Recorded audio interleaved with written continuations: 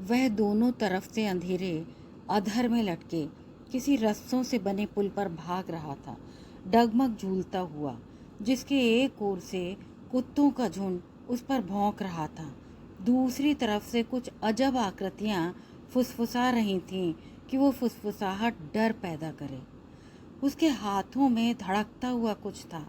मांस की कई कई परतों के बीच लसलसे पारदर्शी द्रव और खून से सना कोई अटपटा और छटपटाता घायल जीव।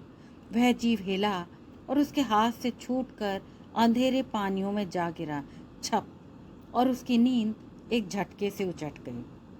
बाहर बालकोनी में हल्का उजास फैलने लगा।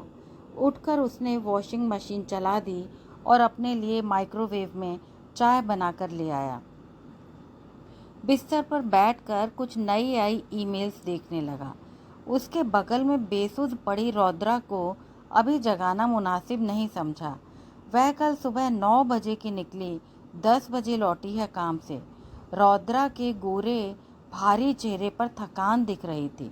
उसके ऊपरी ओठ की रोमावली पर तापमान संतुलित होने पर भी पसीने की बूंदें जमा थीं।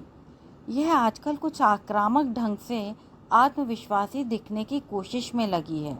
मैं जानता हूँ वो दबाव में है। कुछ है जो इसे परेशान कर रहा है।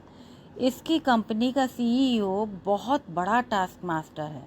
उस पर कंपटीशन इतना कि हर व्यक्ति उसकी जगह लेने को तैयार। वो है कि हर सप्ताह अधिक काम और रिजल्ट लाकर ज़्यादा से ज़्यादा पॉइंट कमाना चाहती है, ताकि पिछले 2 साल से पीछे छूटने का गैप भर सके। वह तो कॉरपोरेट में बदल चुके मीडिया की किसी भी रेस में नहीं शामिल। वह तो कब का बाहर हो चुका है। वह उतना ही कमाता है जितने से उसके अपने बिल्स और इस घर के खर्चे निकलते हैं। घर का खाना बना, गैजेट्स की मेंटेनेंस कर, लॉन्ड्री और वैक्यूम क्लीनिंग का काम खुद संभाल कर वो अतिरिक्त पैसा बचा ज़रूर लेता है। एक हादसे ने कितना पीछे कर दिया दोनों को। 2 साल सामान्य होने में लग गए। अस्पतालों के बिलों ने जमा पूंजी सारी खा ली। हेल्थ इंश्योरेंस ने उनको कुछ उबार लिया, कुछ उसके पिता की छोड़ी पूंजी ने। यूं नास्तिक रहा है वो अब तक, फिर भी शुक्र अदा करता है किस्मत का, वरना वो सड़क हादसा उसकी जान ले सकता था। रौद्रा के घर मेरठ से लौटते हुए हाईवे पर एक विशाल काय 2 रेल के डिब्बों जितने बड़े ट्रक ने गलत साइड से ओवरटेक किया और एक हल्की टक्कर में ही इनकी कार को एक साइड से खिलौने की तरह पिचकाता हुआ गुजर गया। गाड़ी की हालत देख कोई नहीं कह सकता था कि वायव की बस एक पसली टूटी होगी। रौद्रा को ज़रूर ज़्यादा चोट आई। कार की बाईं खिड़की वाला मेटल पिचक कर उसके निचले धड़ में धंस गया था। वे शहर के नज़दीक ही थे, सो उन्हें तुरंत मेडिकल हॉस्पिटल पहुंचाया गया। रौद्रा की रीढ़ में रॉड्स लगी और लगभग नष्ट गर्भाशय बाहर निकाला गया। बाद में पता चला कि वायव की टूटी पसली तो दाएं फेफड़े में जा धंसी थी। उसके फटे हुए फेफड़े को तुरंत निकाल दिया था और सांस नली का दायां हिस्सा क्लिप कर दिया। वे 3 महीने हॉस्पिटल में रहकर घर आ गए थे और वह एक फेफड़े से 10 महीने तक काम चलाता रहा, जब तक उसे डोनर नहीं मिल गया। सच पूछो तो जिंदगी ने बहुत बड़ा झटका दिया था। दोनों की नौकरियां छूट गई थीं। रौद्रा MBA है, सो उसे दोबारा जमने में दिक्कत नहीं हुई। वायव पत्रकार और न्यूज़ फोटोग्राफर है, सो अब फिर उस तरह जमने में उसे समय लगा, लेकिन वह फ्रीलांस अच्छा काम कर रहा था। उस हादसे ने इस तरह दहला दिया था कि उन्हें हर महीने मनोचिकित्सक के पास बैठने के लिए जाना पड़ता था। रौद्रा का सदमा बड़ा था क्योंकि उसने अपने बच्चा पैदा करने की क्षमता लगभग खो दी थी, लेकिन वो इस विषय पर चुप है, कुछ जताती नहीं। शायद अब वो इस विषय पर बात करना ही नहीं चाहती। ठीक ही है। मनोचिकित्सक कहता है कि रौद्रा सहज संयत है। उसे नियमित साइकेट्रिस्ट सेशन और दवा की ज़रूरत अब कम होती जाएगी। वह भी लंग ट्रांसप्लांट से रिकवर होकर सहज और संयत हो चला था। मगर अचानक ये सपने, उसने एक रोज़ मनोचिकित्सक को बताया, मुझे बहुत भीषण सपने आ रहे हैं पिछले 2 महीनों से। सपने भी ऐसे कि जो मुझ पर गुजरते महसूस होते हैं, एकदम सच से। मसलन भागूं सपने में तो जागने पर थकान रहे। कैसे सपने, बताओ ज़रा। मनोचिकित्सक ने उसके ब्लड में केमिकल्स की रिपोर्ट देखते हुए पूछा। उसने बताया कि कभी वो बेतहाशा भागता है, सपनों में सकरी गलियाँ, बेतरतीब मकान, एक मकान में घुसकर दूसरे में निकलता है, लोगों से टकराता है, सीढ़ियाँ फलांगता है, छज्जों से कूदता है, मस्जिद में गुंबदों पर चढ़कर छलांग लगा देता और अचानक पंख से लग जाते हैं और वह उड़ता है पहाड़ों के पार।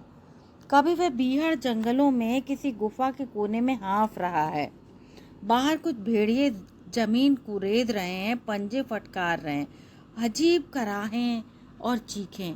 वो धंसता जाता है। कभी वो निचले पेट में दर्द महसूस करता है। वह बाथरूम ढूंढता है, बेइंतहा गंदे बाथरूम, मल के ढेर पार करके एक बेहद गंदे कमोड पर हिम्मत करके बैठता है। बहुत देर की रोकी पेशाब की हाजत से निजात पाता है। करता है तो करता ही चला जाता है, करता चला जाता है। नींद खुलती है तो बिस्तर गीला। उसके कुछ और टेस्ट हुए और उसकी दवाएं बढ़ गईं, मगर सपने हिंसक और अश्लील होते चले गए। वह नींद में गोंगियाने लगता है, छटपटाता है, रौद्रा को जकड़ता था। वो कई गंदे दिखते लोगों को अपनी तरफ झपटते पाता, वो अपने को मीलों नंगा दौड़ते पाता। ज़्यादातर सपने वो सुबह भूल जाता, मगर उन सपनों की पीड़ा मन में धंसी रहती, कसैलापन जबान पे रहता। सुबह इतना थका होता था कि वो काम के लिए निकल ही नहीं पाता था। वह रौद्रा के लिए दिन ब दिन आतंकित रहने लगा। उसने उसको दफ्तर में हर रोज़ शाम 6 बजे के बाद फ़ोन पर परेशान करना शुरू कर दिया। सुनो, शाम के 6 बज गए हैं, तुम घर लौट आओ। वायव, मैं 8 से पहले घर कब लौटती हूँ? आज तो संभव ही नहीं, 9 बजेंगे। भाड़ में जाए, छोड़ दो ये नौकरी। पागल हो, जानते बूझते ये कह रहे हो?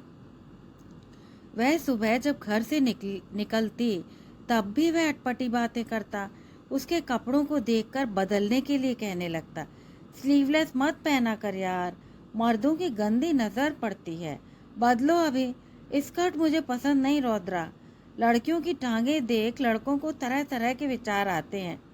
वो कभी उसकी जिद पर कपड़े बदल लेती, कभी टाल कर निकल जाती घर से। वायव, तुम कितना बदलते जा रहे हो, तुमको क्या हो रहा है? ये तुम ही हो ना, तुमने ही तो लाकर दी थी ये ड्रेसेस। पहले तो तुम ऐसा कभी नहीं करते थे, बल्कि तुम कहते थे कॉरपोरेट्स में मर्दों का लड़कियों को छूकर बात करना आम बात है। लड़कियों को इतना छुई मुई नहीं होना चाहिए। लड़की को खुद को केवल लड़की ही नहीं बल्कि एक व्यक्ति मानना चाहिए। अपने मादा होने के एहसास को लड़कियां पहले उठाकर ताक पर रख दें तो लड़के भी सहज व्यवहार करने लगेंगे। आजकल चला है ना, बराबर से मनुष्य बन जाओ। तो quit gender identity, be equal, यही कहते थे ना? हाँ, मगर एक सुबह तो हद ही हो गई। उस दिन रौद्रा को लंबी सिटिंग करनी थी दफ्तर में। उसने एक बिना बाँ की डेनिम की आरामदायक मेरी ड्रेस पहन ली। सुनती नहीं हो ना मेरी, किसी दिन तुम्हारा गैंग रेप होगा। क्या पक रहे हो वायव? रौद्रा ने हाथ के ग्लास की तली में छूटा पानी उसके चेहरे पर गुस्से में फेंक दिया। गुस्सा जायज़ था, पानी भी बहुत कम था। वह बिफर कर दीवार से सिर टकराने लगा। सुनो मेरी बात सुन तो लिया करो। रौद्रा को यह नाटकीयता बहुत अजीब लगी। वो दरवाजा पटक कर निकल गई। उस रात जानबूझकर डिनर बाहर करके आई। वायव ने गुस्से में पूरा हफ्ता बात नहीं की उससे। इस बात को कुछ ही दिन बीते होंगे कि उसे अपने दफ्तर में वायव के दोस्त का फ़ोन आया कि वो पुलिस स्टेशन में है। डीटीसी की बस में वायव ने एक लड़के को पीट कर घायल कर दिया। क्योंकि वो लड़का कोहनी से एक लड़की का सीना बार बार छूकर दूसरे लड़के को आंख मारकर बता रहा था अपनी उपलब्धि। सालों, कितना सहेंगी लड़कियां, जमाना हो गया तुम्हें ये सब करते हुए। वो यही बड़बड़ा रहा था। बात किसी तरह बिना पुलिस केस बने सिलटाई गई और वायब बहुत देर बाद घर लौटा। शाम को रौद्रा और वो दोनों अपने बेडरूम में थे। तब रौद्रा ने उसे प्यार से छुआ तो वह रो पड़ा। मुझे समझ नहीं आ रहा, मुझे क्या समस्या है? मैं क्या बहुत बुरा व्यवहार कर रहा हूँ तुमसे? कल फिर मैंने सपना देखा, बहुत सारे नंगे जलील मर्द मेरे पीछे और मैं सलवार में उलझकर गिर पड़ा हूँ। वो दबोच रहे हैं। सलवार? रौद्रा चौंक गई। उसके पसीने में डूबे चेहरे को देखा। क्या इसकी पर्सनैलिटी ट्रांसवेस्टाइट में तब्दील होने रही है? पता नहीं। फिर पैंट होगी। वो उसे अपने को ऐसे देखते हुए सकपकाया। पास पड़ी स्माइली सिलिकॉन बॉल से खेलने लगा और चुप हो गया। रौद्रा भी चुप होकर खिड़की के बाहर मटमैले हो चले शाम के धुंधलके को देखने लगी। सड़क जाम से त्रस्त खामोश हो हरी बत्ती का इंतजार कर रही थी। हरी बत्ती हुई, शोर चालू हुआ तो वायब बोला, सच कहूँ मैं खुद को औरत ही पाता हूँ सपनों में। भागती औरत के उछलते दर्द करते सीने को महसूस करता हूँ। दबोचे जाने का डर। कहते हैं सपने बता दो तो वो नहीं आते। मैं तुमको हर सपना बताकर उनसे अपना पीछा छुड़ाना चाहता हूँ, लेकिन वे एपिसोड दर एपिसोड किसी क्राइम सीरियल की तरह आते चले जाते हैं। यह सीरीज कब खत्म होगी रौद्रा? परसों तो मैंने खुद को साड़ी में झाड़ियों में गिरते देखा, एक भीड़ को खुद पर टूटते। यह सब क्या है रौद्रा? क्या मैं संतुलन खो रहा हूँ? मैं जांघों में दर्द महसूस करता हूँ, टीस, खरोंच। डॉक्टर वो समझ नहीं पा रहा है, लगातार एक ही पैटर्न के अपने भयानक सपनों की वजह। वह परेशान है बहुत। रौद्रा ने अगली सुबह साइकेट्रिस्ट को फ़ोन करके कहा तो डॉक्टर ने वार्ड में भर्ती कर कुछ दिन ऑब्जर्वेशन में रखने के लिए कहा। उसने वार्ड में एडमिट होने के मुद्दे पर भी आनाकानी की। उस रोज़ कातर होकर उससे रौद्रा से माफ़ी भी मांगी, लेकिन रौद्रा बहुत चिंतित थी उसके 180 डिग्री पर आकर बदलते व्यक्तित्व से। रौद्रा के बहुत समझाने पर वो मेडिकल कॉलेज के मनोचिकित्सा वार्ड में भर्ती हो गया था। वो एक ही सवाल कर रहा है हर बार अपने डॉक्टरों से कि वो हर बार बेतहाशा कराता क्यों भागता चला जाता है। ये कौन सी जंगल हैं जिनके रास्ते इतने पहचाने हैं कि वह रोज़ बिना भूले हर पगडंडी सही पकड़ता है जो गुफा की तरफ जाती है, अंत में गुफा में जाकर दुबकता है। ये कौन सा डर है? रौद्रा ने मनोचिकित्सक से, न्यूरोलॉजिस्ट से बात करने की सलाह मांगी कि कहीं दिमागी चोट न लगी हो।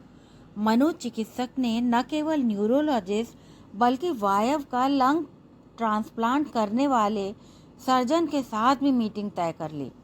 वायव के कई टेस्ट हुए और फिर अगली पिछली सारी दूसरी शारीरिक और न्यूरोलॉजिकल जांचों के नतीजों को देखा गया। रोड एक्सीडेंट में सिर पर तो बिल्कुल चोट ही नहीं थी। उन दोनों के ही शरीर के छाती से निचले हिस्से दबे थे कार के पिछले हिस्से में। दोनों होश में थे। मानसिक तौर पर भी वो किसी क्लिनिकल अवसाद में नहीं था, न वह जागते हुए किसी भ्रम में रहता। बस सपने ही थे जो रोज उसे परेशान कर रहे थे। इन सपनों ने ही उसे असामान्य अस्वस्थ बना दिया था। मनोचिकित्सक के साथ न्यूरोलॉजिस्ट और सर्जन के साथ हुई तीसरी मीटिंग में जाकर निकले कुछ तथ्य। उनमें कुछ अजीब से थे। उनसे जुड़ी संभावनाओं में से एक को सुनकर सब चौंक गए। क्या ऐसा भी संभव है? ऐसा कहीं सच में होता है? नए पुराने मेडिकल जर्नल्स में ऐसे कुछ केस दर्ज तो हैं, या ये एक दूर की कौड़ी ही है जिसका वास्तविकता से कोई लेना देना नहीं। कुछ ऐसी वायवीय वास्तविकताओं पर मेडिकल साइंस भी यकीन करती आई है क्या कोशिकाएं भी स्मृतियां सहेजती हैं? मृतकों के जीवित अंगों की कोशिकाएं अपने साथ स्मृतियों का कोश लाती हैं।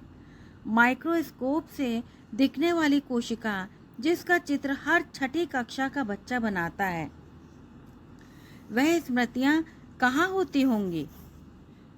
जीवद्रव में, माइटोकॉन्ड्रिया में, रिक्तिकाओं में तो कतई नहीं। तो फिर क्या आरएनए या डीएनए में? करेक्ट, डीएनए में। जब पुरखों का जीन मूल सुरक्षित है तो यादें, वायव का केस क्या सेल्यूलर मेमोरी, कोशिकीय स्मृति का मामला था?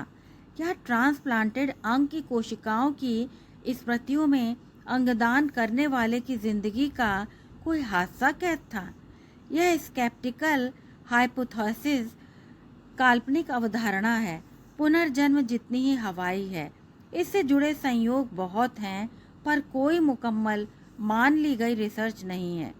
न्यूरोलॉजिस्ट बोला, इतनी तकनीकी के बावजूद हम मौसम तक का तो हूबहू अंदाज लगा नहीं पाते, लेकिन इस बात का दम भरते हैं कि हमने अंतरिक्ष की व्याख्या कर ली है। मस्तिष्क मनुष्य का अंतरिक्ष है। जब न्यूरोलॉजिस्ट ही नहीं समझेंगे इस बात को, अधेड़ सर्जन बड़बड़ाया। क्या इनको बताया गया था कि वह डोनर कौन था जिसका लंग ट्रांसप्लांट इनको हुआ? हो सकता है कोई मन की ही काल्पनिक उड़ान हो।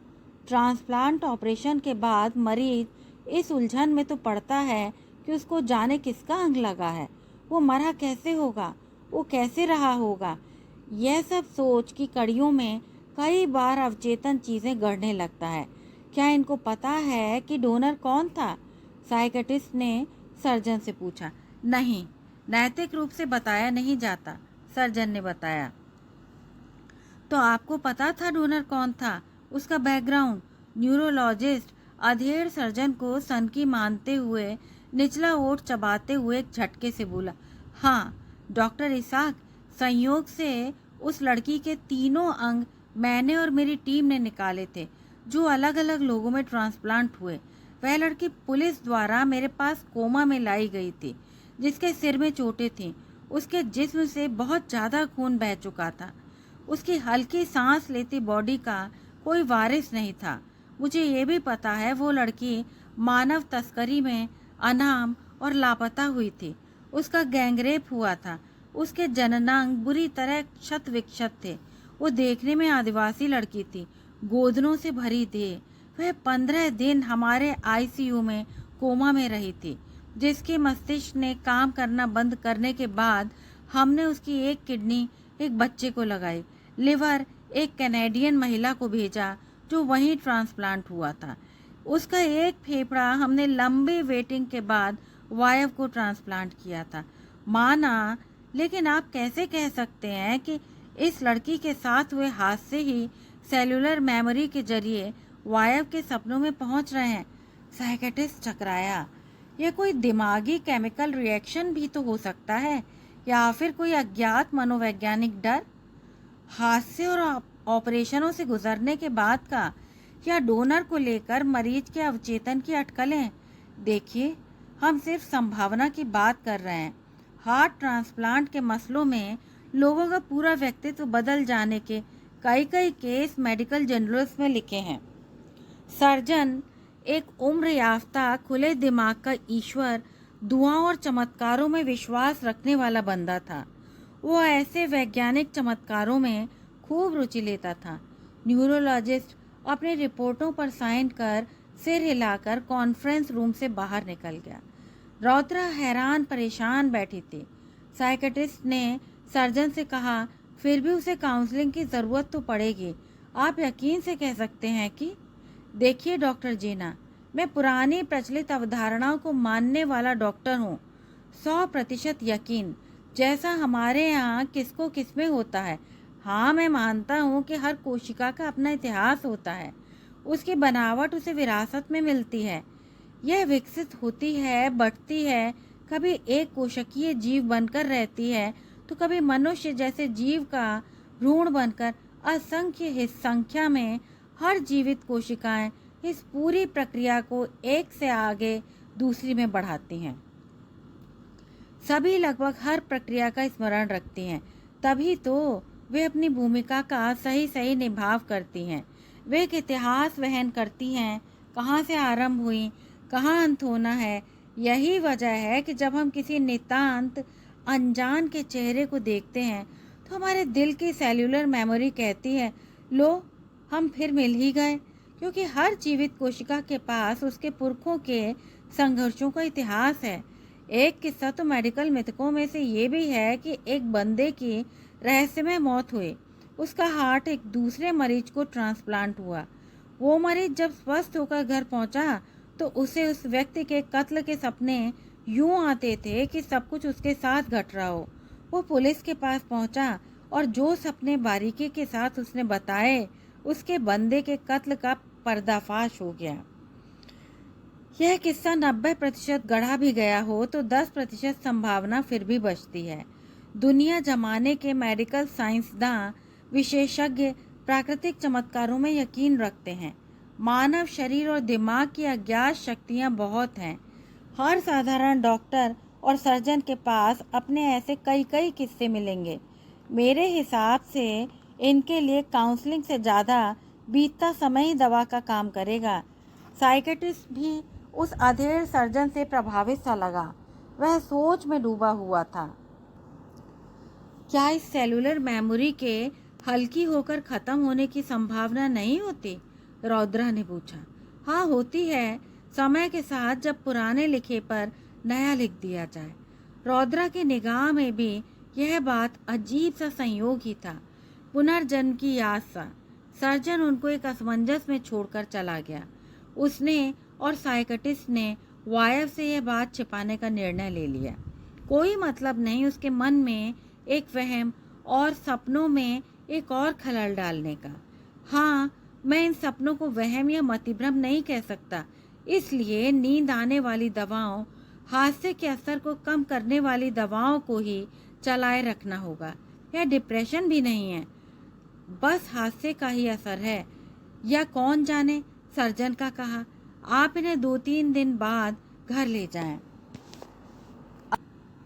अस्पताल में गुजरी उन 2 रातों में एक रात वायव को सपने में नाभि में चाकू गड़ने जैसी टीस उठी।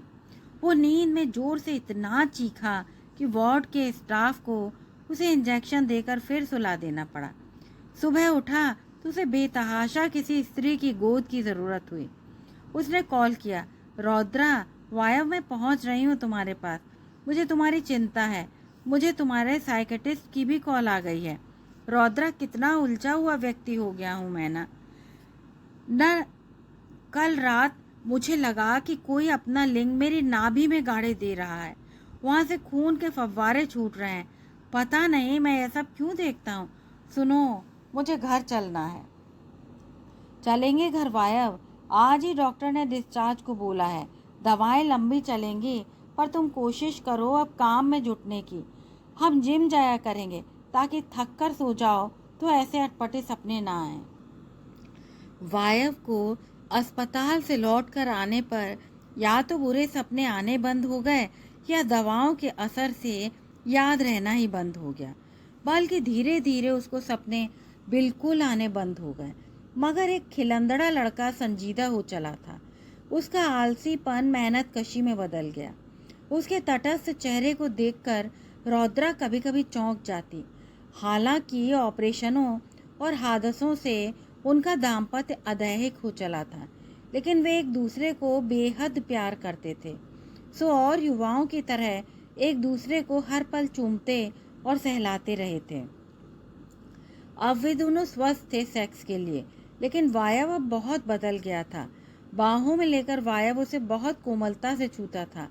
सिर में उंगलियां डाल बाँह सहलाता, पीठ और कमर दबाता, तलवों में मालिश करता, उसके स्तनों को यूं छूता जैसे वो 2 नाजुक फाख्ताएं हों।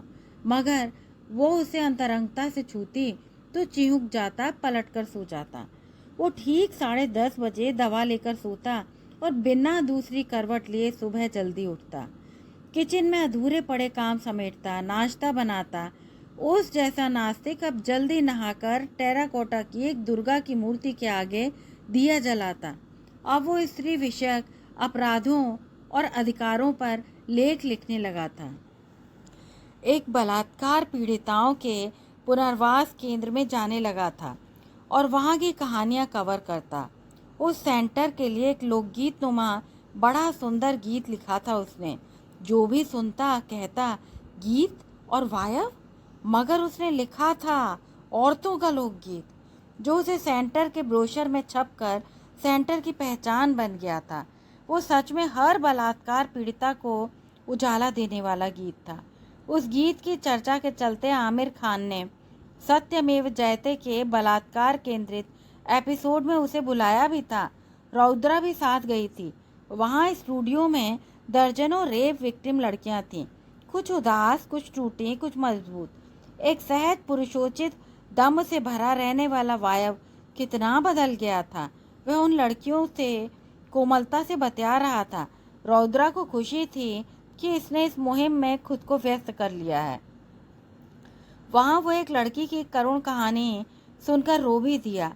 उस दिन उसने अपनी संस्था के ब्रोशर के पहले पन्ने पर लिखा अपना वही गीत गाकर सुनाया। उसके सुर सब सज चुके थे। यह देखकर रौद्रा चकित होकर याद करने लगी। बाथरूम में गाने वाले वायव के सुर भटके लगे। ओ मेरी मैया, ओ मेरी मैया, सुन तोड़ने मरोड़ने से न टूटने वाली तेरी ये लचीली गुड़िया रे। और यह गीत रातों रात प्रसिद्ध हो गया। पता नहीं कितनी लड़कियों ने इसे चीख चीख कर गाया। वायव खुश था, संतुष्ट था। फ्रीलांस भी उसे रास आ रहा था, घर में बने रहना भी। सब कुछ ठीक चलता रहता तो वो जीवन ही कहाँ होता।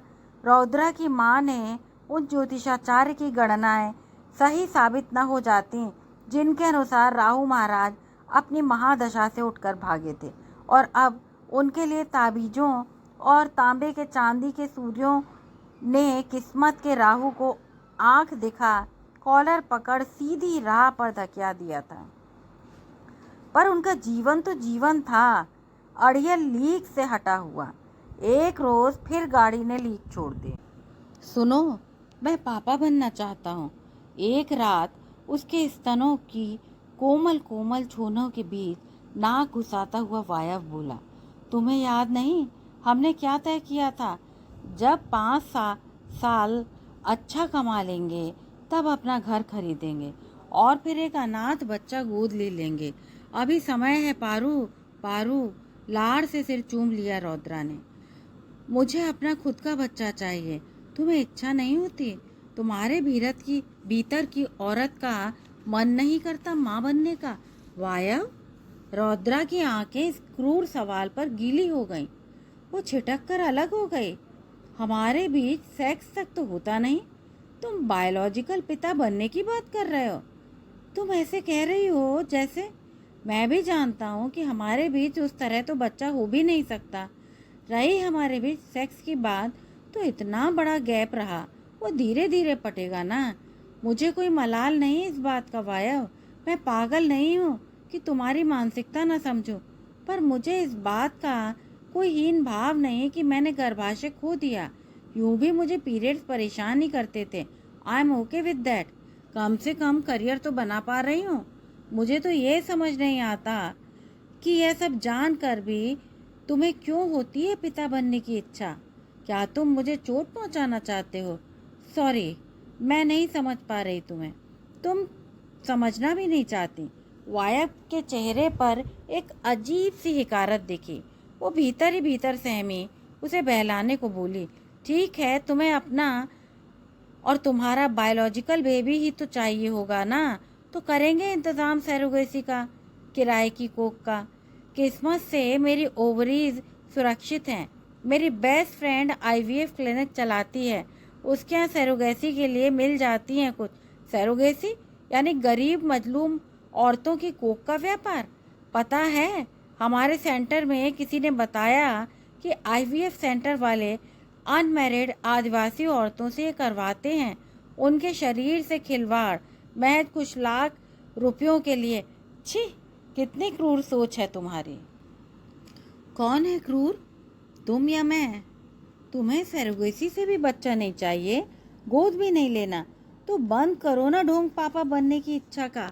तुम केवल मुझे जलील करना चाहते हो, या तुमने मुझसे अलग होकर किसी और से बच्चा लाने का सपना पाला है? कोई नई आ गई क्या तुम्हारी जिंदगी में? अब सब्र छूट गया रौद्रा का छन्न करके। वो जोर से बोली, रौद्रा, ऐसा नहीं है, अपना बायोलॉजिकल बच्चा हो सकता है बिना सरगोशी भी, मैं रखूंगा ना अपने भीतर। मैंने कहीं पढ़ा था कि अब वायव के स्वर सांप की देह की तरह ठंडे, क्रूर और लिजलिजे थे। क्या? रौद्रा का सिर घूम गया एक पल को, लेकिन बाथरूम से बाहर आकर तौलिए से मुंह पोंछता वायव एकदम सहज था और किसी सोच में डूबा था। रौद्रा वायव को अपने से दूर जाता देख रही थी। वायव एक रिसर्च आर्टिकल की कॉपी लेकर उसके पास आया था, जिसमें उसे आईवीएफ के जरिए विकसित भ्रूण को पुरुष अपने अमाशय की बाहरी सतह पर स्थापित करवाकर विकसित कर सकता है। इसके लिए उसे उसकी सहमति और साथ की ज़रूरत थी। देखो वायव, मैंने आज घर के काम करने का निर्णय इसलिए नहीं लिया है कि मैं तुम्हारी इन बेवकूफ़ाना कल्पनाओं को झेल सकूं और इस पर बहस करूं।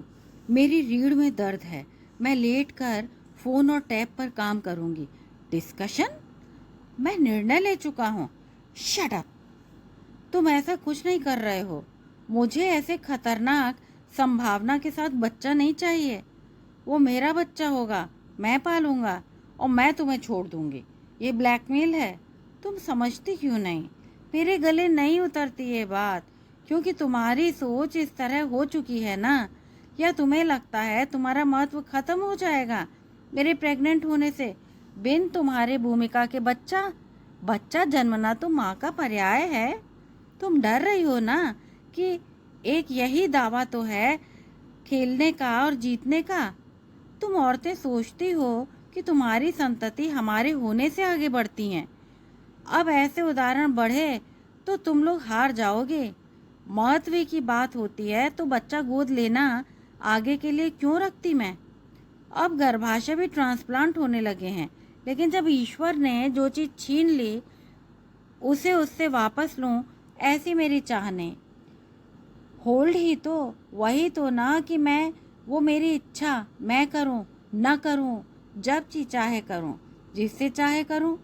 चाहे तुम बूढ़े होकर मर जाओ, तुमसे बहस नहीं कर सकती मैं। तुम नाश्ता कर लो बस।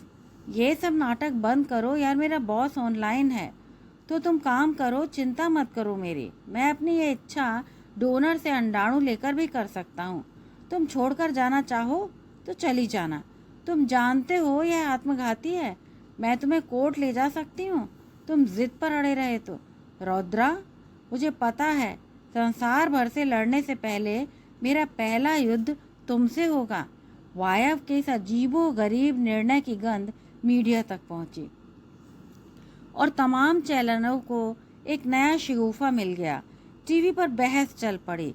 एक लोकप्रिय टीवी चैनल पर एंकर पूछ रहा था वायव से, आपको ये ज़रूरत क्यों आ पड़ी? जबकि लीगल सरोगेसी उपलब्ध है, बच्चा गोद भी लिया जा सकता है। या यह कोई प्रसिद्धि पाने का नया तरीका है? सुना है आपकी पत्नी इस निर्णय में आपके साथ नहीं।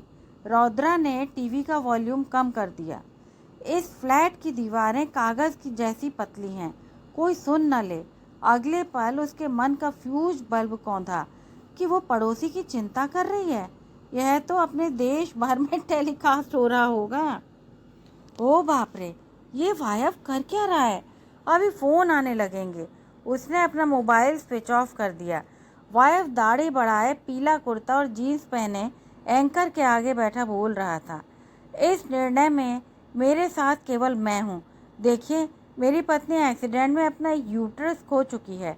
आज विज्ञान ने तरक्की कर ली है कि पुरुष भ्रूण को अपने पेट की बाहरी वॉल पर धारण कर सकता है, तो क्यों नहीं?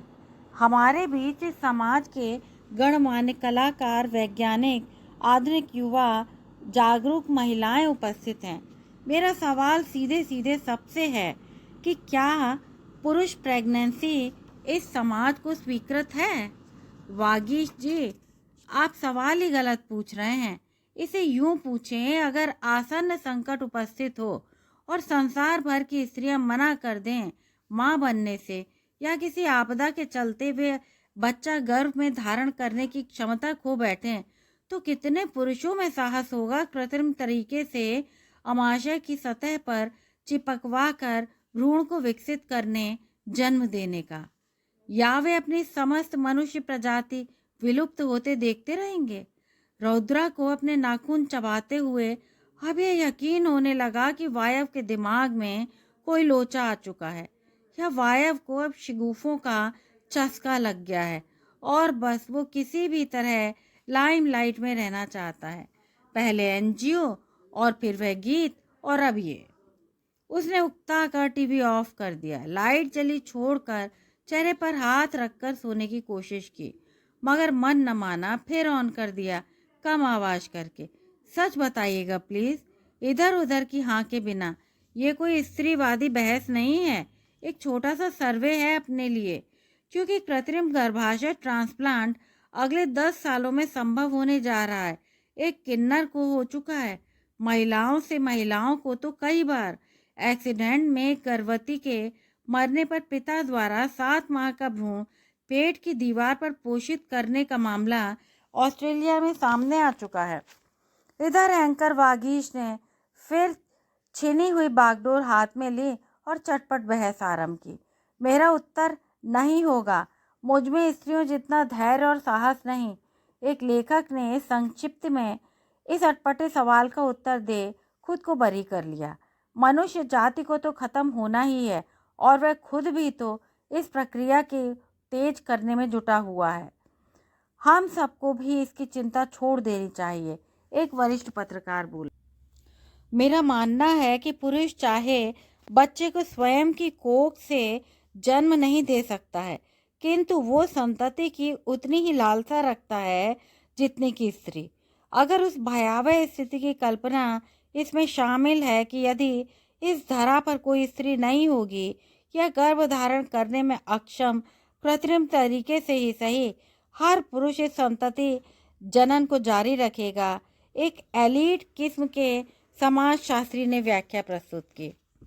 यदि ऐसा होता है तो सारे नहीं, पर कुछ पुरुष ऐसा करेंगे, एक स्मार्ट युवक बोला। बच्चे पैदा करने की ललक नैसर्गिक है, जेंडर से उसका क्या लेना यार। तुम्हारी उम्र में यह वेग से आती है।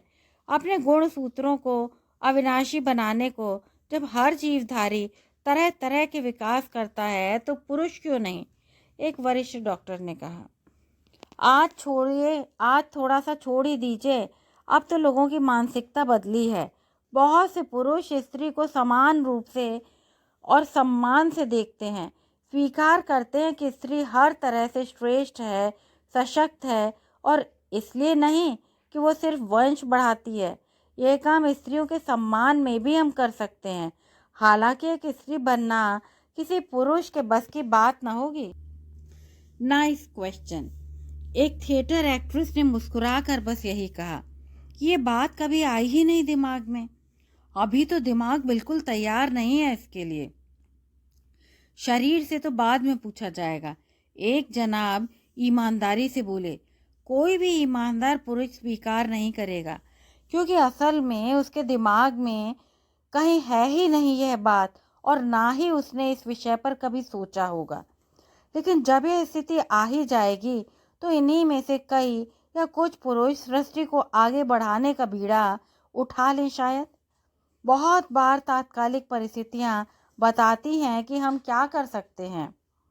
जैसे कई अकेली स्त्रियां बच्चा अडॉप्ट करती हैं, लेकिन कोई कुंवारा पुरुष ऐसा नहीं करता। फिर भी कभी कभी 24-25 साल की नवविवाहिता पत्नी के प्रसव के समय मृत्यु के साथ अचानक उसमें ममत्व जगता है, और उस बच्चे को माँ की तरह वही पुरुष पालता है। एक लेखिका ने अपनी बात कही। 22 का होता तो मैं भी करवा लेता, एक प्ले राइटर ने उत्तर दिया।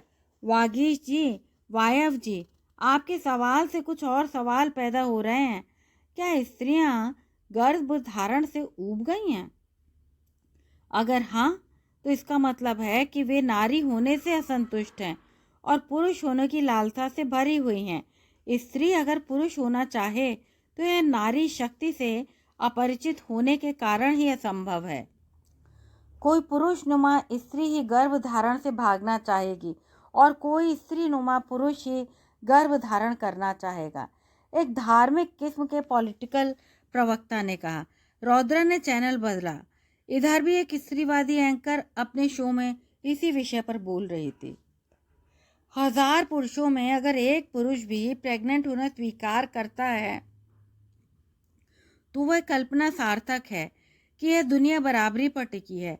इस दुनिया की खूबसूरती इसमें है कि यहाँ हर जीव अपनी संतति बढ़ाने के लिए हर तरह से स्टंट करता है। कोई मछली किसी सीप या शंख को नकली इंक्यूबेटर की तरह इस्तेमाल करती है तो कोई मछली पिता मुंह में अपने अंडे ढोता है। केंचुआ एक ही साथ माता और पिता दोनों होता है। तो क्यों नहीं मनुष्य संतति के संकट में लोग इतना शोर क्यों मचा रहे हैं वायव जी कि वायव जी की पिता बनकर गर्भ धारण की इच्छा को लोग क्यों नहीं सम्मान दे रहे हैं? क्या बात कंडीशनिंग, शिक्षा और मानसिकता की है? हमारे समाज में कितने पुरुष इस बात से सहमत होंगे? आप क्या कहेंगे लक्ष्मी जी? दरअसल वायव गलत देश में पैदा हुआ और तुमने सवाल गलत देश के लोगों से पूछा। यही सवाल इस देश की आम जनता की निगाह में तथाकथित बेशर्म पश्चिमी देशों के मर्दों से पूछती तो हाँ का अनुपात बहुत ज़्यादा आता। नॉवलिस्ट लक्ष्मी जी ने गंभीर चेहरा बनाकर व्यंग किया। सवाल तो महान पुरुष बौद्धिकों से भी करना चाहिए। पता नहीं ये तकलीफ से डर गए या अपने भीतर किसी जीव की उपस्थिति से। पुरुषों की खामोशी क्या कह रही है डॉक्टर साहब? मिलिंद जी, एंकर ने मुस्कुराकर पूछा। मौन का कारण इनकार से अधिक संभवतः जैविक अनुभूति या स्त्रियों का अभाव है या स्मृति का अभाव है। आपके द्वारा कल्पित अवस्था अगर संभव हुई तो प्रकृति स्वयं रास्ता निकाल लेगी। वैसे मेरा उत्तर हाँ है। हाँ, इसलिए भी कि जिस प्रकृति ने मुझे रचा उसके संकट में उसका साथ देना ही है। डॉक्टर शर्मा जो मनोचिकित्सक रहे थे, वायव के और कार्यक्रम में मौजूद थे, उसके पक्ष में बोले। देखिए, आसन्न संकट में पुरुष कुछ भी कर सकता है, चाहे वो किसी भी स्तर का समझौता हो या युद्ध। अर्थात वो शिव और विष्णु है किंतु ब्रह्मा नहीं हो सकता। एक युवा वकील मिलिंद ने कहा। ब्रह्म होना पिता होना भी है। क्या बीज धरती में डालना अपना कर्तव्य समझने वालों से वे समुद्री पिता मछलियों से बेहतर होती हैं जो अंडे को फर्टिलाइज कर मुंह में रखे रहती हैं और जब तक उनसे बच्चे नहीं निकलते भूखी रहती हैं? एक महिला जीव शास्त्री ने पुरुषों की तरफ जुमला उछाला। एक चैनल पर अलग ही बहस चल पड़ी थी। यहाँ भी एंकर एक प्रसिद्ध फेमिनिस्ट पत्रकार थी। उनका सवाल था कि भविष्य में महिलाएं फेमिनिज्म की वो राह पकड़ें कि हड़ताल पर चली जाएं और बच्चा पैदा करने से मना कर दें तो क्या करेगा पुरुष? क्या कृत्रिम ढंग से संतति को जन्म देगा या कोई जिम्मेदारी उठाएगा? हड़ताल और कृत्रिमता दोनों प्रकृति के विलोम हैं। जैसे आधुनिकता और अंधेपन में गहरा अप्राकृतिक संबंध है। एक प्रसिद्ध युवा पेंटर एंकर से बहस में बोल पड़ा था। मेरा मानना है प्रकृति में विलोम कुछ भी नहीं मित्र, सब पूरक हैं। और हमारे आज के विषय के हीरो वायव का कहना है प्रकृति में समुद्री घोड़ा गर्भ धारण करता है, जन्म की पीड़ा भी सहता है, तो हम पुरुष क्यों नहीं? कोई प्राकृतिक हड़ताल होती हो तो बताओ। होती है, बरसातें बंद हो जाती हैं, परिस्थिति तंत्र बदलता है, माना लाखों बरसों में। तुम तो स्वयं भूगर्भ शास्त्री हो, पेंटर के साथ साथ एक वैज्ञानिकता है तुम्हारे चित्रों में। एंकर बोले। परिस्थिति की तंत्र कैसे बदलते हैं? पेंटर ने आंखें छोटी करके पूछा। जब अनुक्रमण होता है, समुद्र रेगिस्तानों में, रेगिस्तान दलदलों में और दलदल बरखा वन में तब्दील हो जाते हैं। यह क्या हड़ताल हुई? यह सब प्राकृतिक प्रक्रियाएं हैं। यह मुद्दा ही अप्राकृतिक और अव्यवहारिक है। हाँ, अव्यवहारिकता के चलते किसी रोज धरती घूमने से मना कर सकती है, औरत बच्चा जनने से। तब तब तो सब स्थिर हो ही जाएगा ना। सॉरी, मुझ में नहीं, ना कोई ललक, ना कोई इच्छा, ना, बिल्कुल नहीं। युवा पेंटर ने हाथ उठा दिए। बिना स्त्री के पुरुष का अस्तित्व अकल्पनीय है। अगर स्त्री हड़ताल पर जाती हैं तो धरती पर उथल पुथल मच जाएगी। मुझे लगता है कि मेरी तरह 99% से अधिक पुरुष कृत्रिम गर्भ धारण नहीं कर सकते।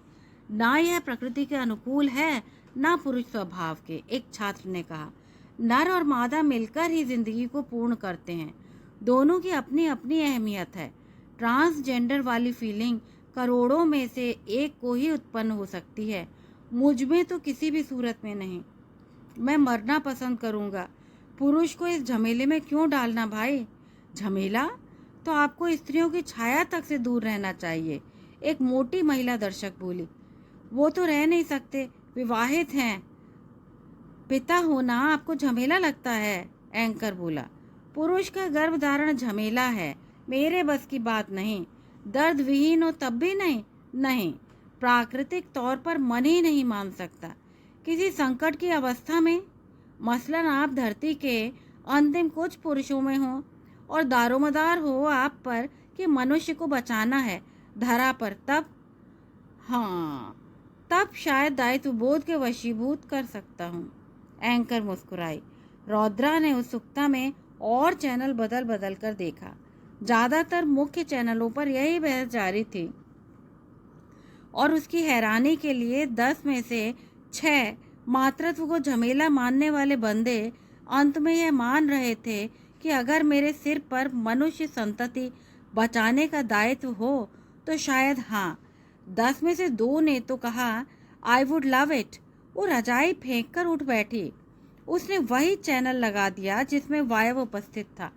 हाँ, जब समुद्री घोड़े जैसा 1.5 इंच का जीव यह जिम्मेदारी उठा सकता है कि निषेचित अंडों को जन्म लेने तक धारण करे, समय आने पर जन्म दे, तो मैं क्यों नहीं? उसकी आवाज की दृढ़ता पर रौद्रा चकित थी और ऐसी वैज्ञानिक संभावना पर वो सोच में पड़ गई। उसने अपना आईपैड निकाला और प्रेग यानी मेल प्रेगनेंसी पर गूगल करने लगी। सूचनाओं को पढ़ उसकी आंख के गहरे भूरे गोलक और फैलने लगे। बस कहानी यहीं तक। यदि आपको कहानी अच्छी लगी हो तो कृपया चैनल को लाइक, शेयर और सब्सक्राइब अवश्य करें। धन्यवाद।